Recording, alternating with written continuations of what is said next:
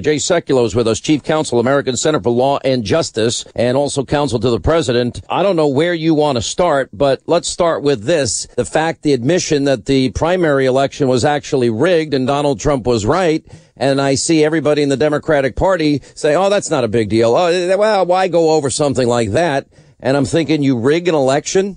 You take over the DNC, you have a private deal with the DNC, you have all of the superdelegates lined up, you have the Bernie campaign couldn't win for losing, people disenfranchised.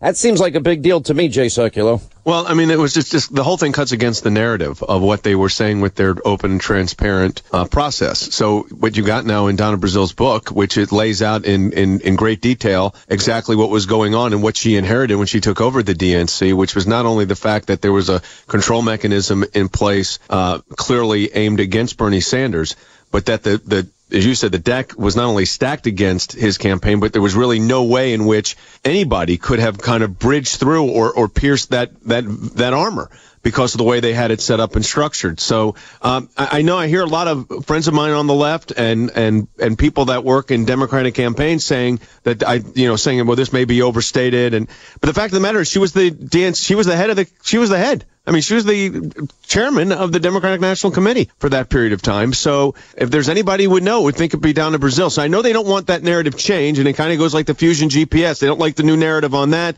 was being funded by them or the Hillary campaign, or the fact that this Fusion GPS meeting took place with the lawyer that ultimately met with the Don Russian Jr. lawyer. Right, yeah. The Russian lawyer met with them before the Don Jr. meeting, met with them after the Don Jr. meeting. We know Fusion GPS was the one putting this whole thing together. So obviously the sunlight here has not helped them. All right, let's go through this. We had a rigged primary election. We've got now bought and paid for Russian lies, propaganda, misinformation, disinformation. That was to rig the general election. Hillary bought and paid for all of that funding. Then you've got Fusion GPS actually meeting the lawyer before and after the lawyer sits down with Don Jr. You have the fix-in with Comey because he had written her exoneration before he even did the investigation. Then you've got the fix-in with Loretta Lynch and the tarmac. Seems like, and you've got so many fixes here. Yeah, and then you got Dianne Feinstein saying after 1 year, as you just said, nothing. I think Jake Tapper was surprised at her response. Have you seen anything of evidence of collusion? But I have a 3-minute montage of everybody over the whole year saying there's smoke, there's smoke, there's smoke, there's no fire. Yeah, well, I mean, I had a conversation with a reporter yesterday, and, the conversation was, what about collusion? First of all, I keep going back to this fundamental point. Will someone point me to the statute that actually codifies whatever collusion is, whatever the media is saying it is, that's a violation of a law? And by the way, there's no evidence of, quote, collusion, but there's also no statute that involves collusion. So a lot of this is created by the media because the word collusion sounds like, it has to be a bad word. It has to be illegal because it says collusion. So there's no statute on collusion. I've been saying that for 6 months. But now you've got the Democratic leadership with Dianne Feinstein saying, even with that undefined word, she's seen no evidence of it. Hey, Jay, I won't play it now because it's 3 minutes. Yep. But I have the following people: James Comey, James Clapper, Maxine Waters, Dianne Feinstein, Joe Manchin, John Brennan, Adam Schiff, Jay Johnson have all said the same thing. There's no evidence of Trump-Russia collusion. There's smoke, but there's no fire. We've heard it now for a year, but we do have a bought and paid for dossier full of lies, salacious lies, that was paid for by Hillary Clinton and the DNC that she was running her money, over $10 million. Right. And that was paid for Russian lies to basically influence the American people so they could win the election. And a dossier that was held over the head of, or attempted to, being held over the head of the then president-elect of the United States, Donald Trump, by no one other than James Comey, the then current FBI director, who says in a private meeting at Trump Tower that, hey, we've got this dossier and you just need to know about it. And it was a J. Edgar Hoover move. And we've said that before. So now we know that the involvement with this dossier may have well included the FBI. Or either they had paid for portions of it or were considering paying for portions of it. But the salacious details were leaked. It was regurgitated. It was repeated. There was a Rowan Scarborough piece that actually suggested that Fusion GPS may have actually paid media people to run with these lies. Well, hopefully we'll get to the bottom of that. But here's a question I have. Is there any chance, because John Solomon and Sarah Carter first broke the story that there were warrants of Trump Tower. There was surveillance of Trump Tower. Well, I mean, well, here's my question: Did they use the phony Russian dossier information, the lies that she paid for, as a predicate or a premise, and go and use those lies before a judge to get a warrant? And if they did, what would happen? So this is obviously the most critical question, and the legal issue presented would be this: was that dossier a basis upon which a FISA warrant was issued from a FISA court? And if it was in fact issued based on this dossier, was it disclosed to the court the nature, content, scope, and who paid for this dossier when the court, if that's what the basis was? But that's doubtful, because for a year they've been saying they didn't pay for it. Exactly. So, but if it was the basis upon which FISA warrants were issued, I think there is a serious legal issue for those that engaged in obtaining the warrant, and of course finding out what information was given. I hope that the House and Senate will conduct oversight, and the FBI wouldn't that likely render it inadmissible in a court of law? Oh, I would file motions. Look, there's no question I would file motions to suppress that if there's any evidence on that. If I was a lawyer representing a party affected by it, would there be a record of the arguments that were made to obtain the warrant? So even in a FISA proceeding, they have records. It's just not the records available to the public, is my understanding. But they would have to be made available to any defendant. Well, yeah, I mean, if you got exculpation issues or the issue of, in this particular case, a motion to suppress, yeah, I would say the government would be compelled, or the court would have to issue the order upon which it based its information. In other words, get the information upon which it issued the order. I think that would be paramount. What do you make of the new report that the key Fusion GPS official meeting with this Russian lawyer, both before and after, the Russian lawyer meets with Donald Trump Jr. in what turned out to be a nothing meeting? Right. It was a complete setup. So now we know, if this information is correct, we now know that Fusion GPS leadership meets with the Russian lawyer.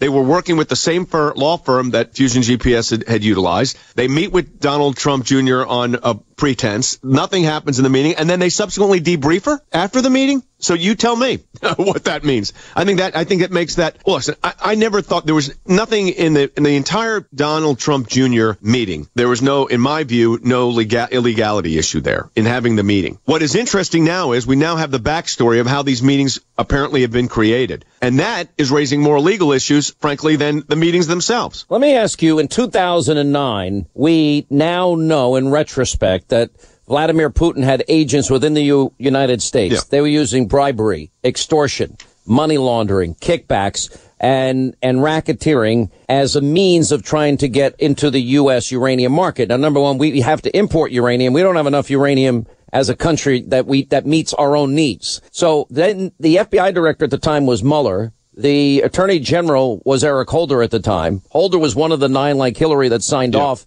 on the Uranium One deal. But how is it possible that they knew in 2009, did nothing, and how can anybody investigate Russia? This is what I call this goes to the realm of not believable. So the FBI is aware of this whole operation going on, right, with this Russian spy ring. They don't bring charges to 2014. They're aware of it in 2009. But only to one person, and they bury it. Right. Then the question is, you have the Uranium One meeting where the 9 signatories sign off on it. You got to ask this question: what did those signatories, what did those heads of those departments actually know when that took place? Were they informed by the FBI there was an ongoing investigation about Russian spying and interference, or were they not? And I think those are. I mean, we know Congress wants the answer, but I think that needs to be. Look, that is an issue that needs to be investigated fully. We do need special counsel just for Hillary and all these issues, don't we? Here's the difficult issue. I'm not I'm not a fan of special counsel. So the question you ask yourself in the appointment of a special counsel, is this something that the FBI or the Department of Justice is so recused from or so conflicted that they could not investigate it? And that would be how the evaluation. If that is the standard, then we all know that they were involved because the FBI informant who had penetrated this Putin ring has documents and emails and tape recordings and firsthand experience. Yeah, I think it's a fact-based determination made by the Department of Justice whether they can conduct the investigation themselves. I want to ask you about the FBI Director James Comey changing the words gross negligence to extreme carelessness. 560, the answer. Chief Counsel, American Center for Law and Justice, also counsel to the president. All right, so we're going over all these different things. The John Solomon report that showed that one of the early drafts, as a matter of fact, numerous, I think there were at least 3 of them, of the former FBI Director James Comey and his announcement exonerating Hillary. Well, there's a couple of things we learned. Number one, he's exonerating her and preparing a document to exonerate her when, in fact, he hadn't done the investigation. He hadn't interviewed key people involved in the investigation. He used the legal term, which is the legal standard of gross negligence. That showed up in numerous drafts, but in the final draft, it was removed to extreme carelessness. What is your take on all of that? Well, first of all, how do you finish up an investigation when you have 16 witnesses to go, some of which you granted immunity to, and you're already writing the declination letter? So I've raised that issue with you and others. I mean, you had witnesses that were granted immunity from prosecution, and that means the FBI and the Department of Justice was so valuable that even if these individuals had committed a crime themselves, they would be absolved of that crime and not prosecuted because their testimony could be that important. But yet the FBI director is writing his declination letter before those interviews take place. That's one. Besides the fact that the candidate herself, Hillary Clinton, hadn't been interviewed yet. Okay, put all that aside. Then, so you got the immunity issue. Then you got the standard of criminality. Gross negligence, of course, is the statutory framework upon which the charge would have been brought.